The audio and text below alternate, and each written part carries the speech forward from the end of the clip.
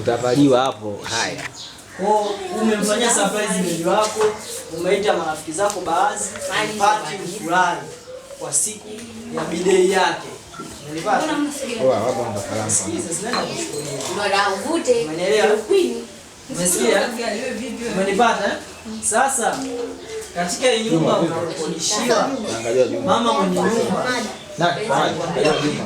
hii nyumba hairuhusiwi kutumia vinywaji, haitakiwi kutumia vinywaji vya haramu, vitu najisi, pombe, sigara. Ila wewe hao hujaambia marafiki zako, yaani ukamsahau mwenye nyumba. Siambia tunafanya party siku moja tu. Kumbe nyumba ina mazindiko. Endapo ukifanya hivyo vitu unapotea. Mlango utajifungaje? Wewe tulia. Edit. Au onyesha kidogo, onyesha kidogo na kujifunga, onyesha kidogo.